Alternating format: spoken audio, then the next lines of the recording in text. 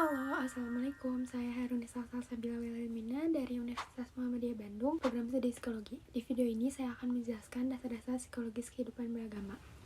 Apa sih yang mereka harapkan dan mereka dapatkan dari agama, dan kenapa manusia itu beragama? Kata agama dalam bahasa Indonesia berasal dari bahasa Sanskerta, bisa bermakna tradisi atau peraturan hidup, dan tidak adanya kekacauan. Ini berarti bahwa agama memberikan berbagai aturan pada manusia yang diterapkan melalui tradisi kehidupan sehari-hari. Tradisi tersebut tidak akan berubah selamanya sehingga membuat hidup manusia tidak kacau.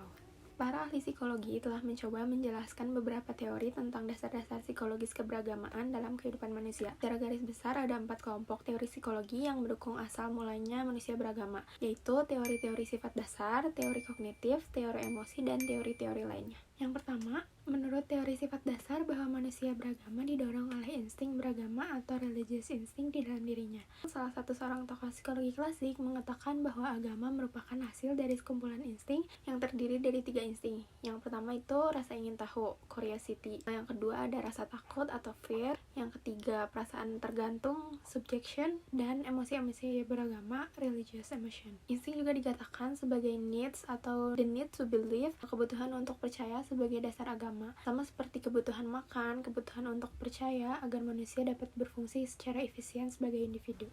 Lalu ada dorongan dasar manusia untuk beragama pada level psikologis bisa dilihat pada teori ketidaksadaran kolektif dari Carl Gustav Jung. Jung menjelaskan bahwa ketidaksadaran kolektif adalah segala endapan pengalaman nenek moyang yang diturunkan sejak berjuta tahun yang tak dapat disebut yang sepenuhnya mengendalikan. Gema peristiwa dari dunia prasejarah yang oleh zaman selanjutnya ditambah sedikit demi sedikit penganekaragaman dan pembedaan-pembedaan. Lalu pandangan eksistensial fenomenologis tentang dasar-dasar psikologis munculnya agama dapat ditelusuri dari kebutuhan manusia untuk mendapatkan makna kehidupan. Agama dipandang sebagai cara orang mencari makna. Yang kedua, ada teori-teori kognitif tentang landasan manusia beragama, bermula dari usaha manusia untuk menjelaskan tentang pengalaman-pengalaman yang terjadi dalam kehidupan sehari-hari. Lalu, Elkind menjelaskan 4 komponen dasar dari intelijensi, yaitu conservation, representation, search for relation, search for comprehension.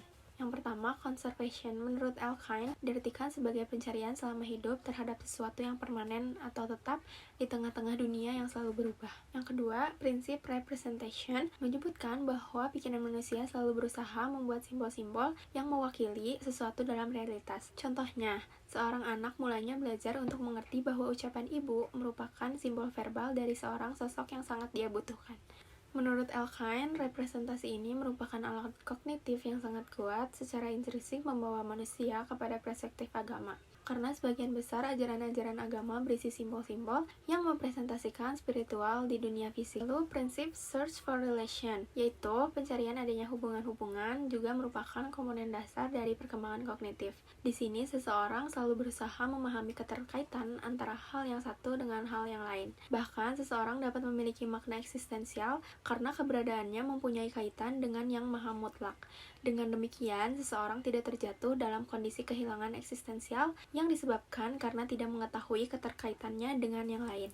Nah, yang ketiga ada teori emosi. Banyak ahli yang mengungkapkan teori tentang dasar-dasar emosional itu munculnya dari agama dan keberagamaan seseorang, bahwa manusia itu sangat lemah menghadapi berbagai macam persoalan dalam kehidupan maupun menghadapi fenomena-fenomena alam, seperti musibah, bencana alam, penyakit, kesulitan makanan, dan berbagai persoalan kehidupan sosial lainnya. Maka berpalinglah manusia pada pemikiran religius. Lalu, Royce berpendapat bahwa agama muncul dari hasil pemahaman manusia yang menganggap kehidupan di dunia ini penuh dengan persoalan dan kesedihan, ketidakpastian masa depan yang dapat menimbulkan ketakutan dan kekhawatiran. Itulah yang menurut Paul Johnson sebagai sumber utama kehidupan spiritual, apalagi ketika manusia dihadapkan dengan kematian yang sering menimbulkan apa yang disebut kecemasan eksistensial. Jadi, agama merupakan tempat berlabuhnya bagi manusia ketika menghadapi berbagai persoalan kehidupan yang tidak bisa diatasi. Selanjutnya, ada beberapa teori psikologi lain yang menjelaskan tentang asal mula keberagamaan secara psikologis. Yang pertama ada teori sosial. Menurut teori ini, keberagaman seseorang muncul karena pengaruh sosial.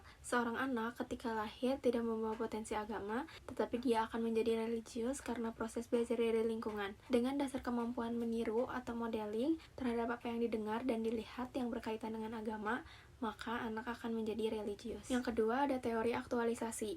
berasal dari pandangan psikologi humanistik bahwa manusia memiliki potensi transendental yang mampu menjangkau di luar alam real dan nyata. Mereka mengalami kondisi kesadaran kosmik, kesadaran yang lebih tinggi daripada umumnya, dapat dikembangkan melalui ritual-ritual keagamaan. Oleh karena itu, agama merupakan sarana untuk meningkatkan kesadaran dari kesadaran normal menuju kesadaran supernormal atau transendental. Lalu Harjana 1993 mengemukakan konsep psikologis yang digunakan untuk menjawab pertanyaan mengapa orang beragama. Yang pertama, mendapat rasa aman dan perlindungan. Rasa aman ini sangat dibutuhkan dalam kehidupan manusia di dunia, bahwa dunia manusia selalu menghadapi berbagai jenis ancaman dan bahaya, baik fisik maupun psikologis. Yang kedua, dapat menemukan penjelasan. Agama dapat memberikan penjelasan terhadap berbagai fenomena yang tidak dapat dijelaskan oleh pikiran manusia, seperti masalah kematian dan kehidupan sebelum kehidupan di dunia maupun sesudahnya.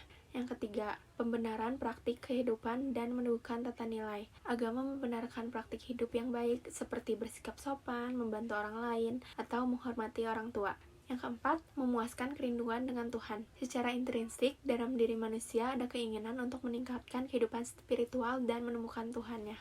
Nah, dari kajian berbagai teori-teori psikologis yang telah dijelaskan tadi, dapat disimpulkan bahwa ada berbagai hal yang mendasari perilaku keberagamaan manusia, mulai dari dasar biologis, kognitif, sosial, dan aspek psikologis yang lain. Dengan demikian, memahami keseluruhan teori psikologis ini membuat pemahaman tentang perilaku keberagamaan lebih komprehensif. Sekian video yang dapat saya sampaikan. Wassalamualaikum warahmatullahi wabarakatuh.